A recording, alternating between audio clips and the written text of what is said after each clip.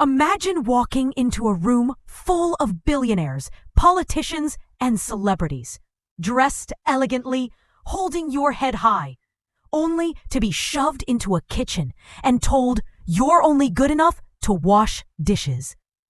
Now imagine that very same kitchen actually belongs to you. That's exactly what happened to Camilla Williams, a 31-year-old woman whose quiet smile hid a secret powerful enough to shatter New York's elite in a single night. Manhattan's Upper East Side, a mansion glittering with chandeliers worth more than most homes. The city's wealthiest gathered for the Hartwell Foundation's annual charity gala, an event that determined who really belonged in high society. Camilla, in a navy blue designer dress, walked confidently into the grand entrance. But the moment the security guard saw her, his brows furrowed.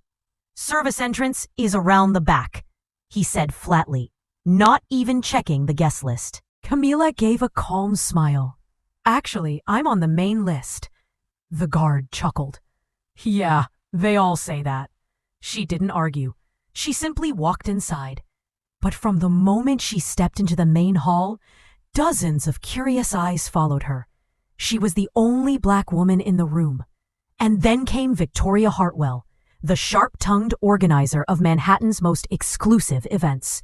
She looked Camilla up and down with thinly veiled disdain. "You shouldn't even be here," Victoria whispered, forcing a crystal tray into her hands. "Someone like you can only serve at this kind of event, not attend it. The kitchen needs help. Go wash the dishes." The room froze.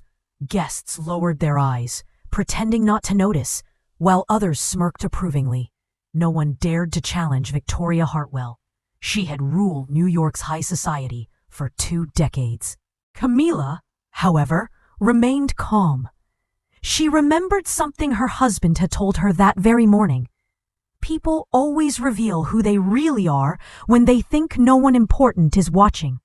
So, without protest, she walked into the kitchen, sleeves rolled up, scrubbing dishes worth more than most Americans' rent. Inside, the air was thick with steam.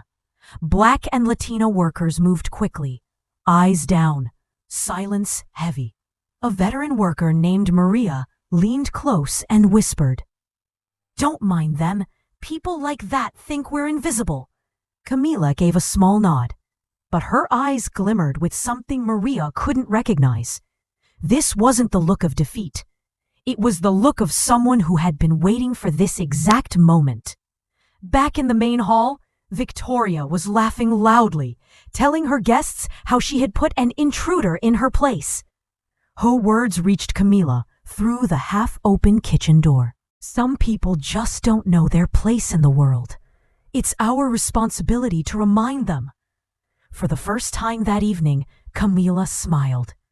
It wasn't the smile of submission. It was the smile of a woman who knew her time was coming. Minutes later, Victoria swept into the kitchen with 2 of her friends, Robert Sterling, a real estate mogul infamous for his arrogance, and Patricia Westfield, heir to a pharmaceutical empire. "You're washing too slowly," Victoria sneered. "People like you should be grateful for any job, but apparently even that's too much." Robert laughed. "In my company, she wouldn't even make it to the interview." Patricia smirked. "Look at her hands. Probably never touched anything more valuable than a plastic plate." What they didn't know was that those same hands had signed multi-million-dollar consulting deals, rescued Fortune 500 companies from collapse, and built a personal empire worth $80 million. Yes, Camilla Williams wasn't a servant. She was a Harvard Business School graduate and CEO of a crisis management firm, hired by some of the biggest corporations in America. But she wasn't ready to reveal that. Not yet. Calmly, she dried her hands and looked Victoria dead in the eyes. Her voice was soft, but carried the weight of command.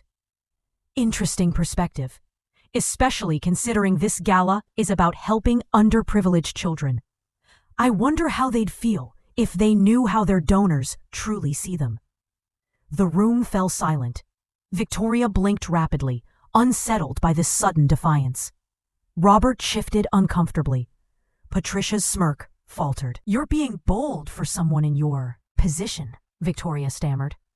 Camila tilted her head. "My position?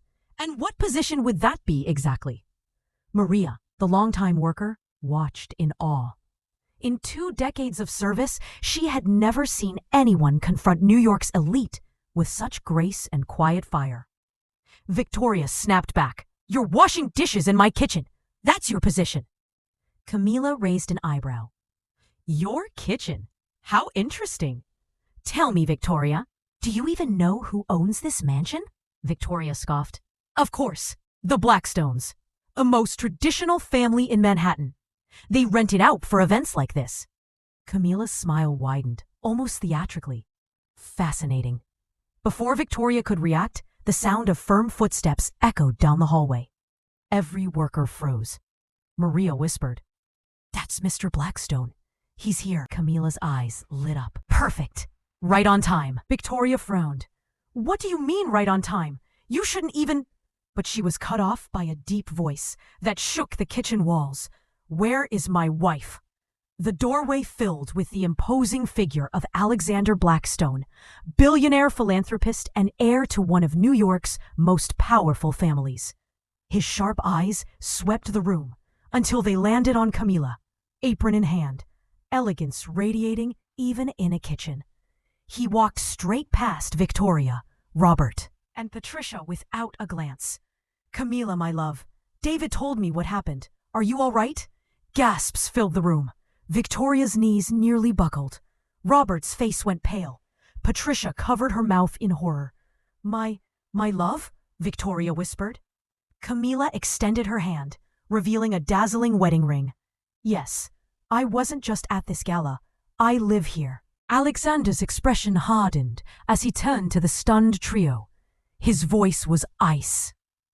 "Victoria Hartwell, Patricia Westfield, Robert Sterling, welcome to my home." The 3 stammered excuses, but Alexander cut them off. "Didn't know what? That my wife deserves basic respect? Or that she is my wife?" Robert tried a nervous laugh. "This was just a misunderstanding." Camila's calm voice sliced through him. "If you had known, you would have treated me differently." "That's exactly the problem." Alexander's gaze landed on Camila's phone, discreetly recording on the counter. His lips curled into a dangerous smile. "David," he called to his assistant, "collect this recording. Then prepare statements for the New York Times, Washington Post, CNN, every major outlet. Tonight, the world will hear how New York's so-called elite treat people they believe are beneath them." Victoria's face drained of color. "Alexander, please. This will ruin me." Alexander's voice thundered. "Like you tried to ruin my wife's dignity in her own home?" Within hours, the scandal exploded. Contracts were canceled, reputations destroyed. Hartwell Events lost 95% of its clients within 72 hours. Sterling developers collapsed after partners pulled $120 million in deals. Westfield Pharmaceuticals faced lawsuits as employees exposed years of discrimination. Meanwhile, Camila became a symbol of resistance and dignity. Her recordings went viral, viewed millions of times in days. The hashtag Camila Challenge trended nationwide, encouraging people to share their own stories of discrimination. Maria, the veteran worker, received an offer from Camila herself to join a new training program helping service staff build careers in management. At 60, Maria finally had a chance to dream again. Months later, Camila was invited to Harvard Business School to give the keynote graduation speech. True power does not lie in humiliating those you consider beneath you. True power lies in lifting others higher. The best revenge is not to destroy your enemies. It's to build a world where their cruelty can no longer thrive. The audience rose in a 5-minute standing ovation. And somewhere In a small apartment in Queens, a ruined Victoria Hartwell watched through tears. She finally understood what she had lost. Not contracts or money, but the chance to stand beside a woman who turned humiliation into history. And so, Camila's forced humiliation became the spark for a social reckoning. She didn't just win against her enemies. She built a better future for everyone like her. If you believe dignity is a right, not a privilege, share this story.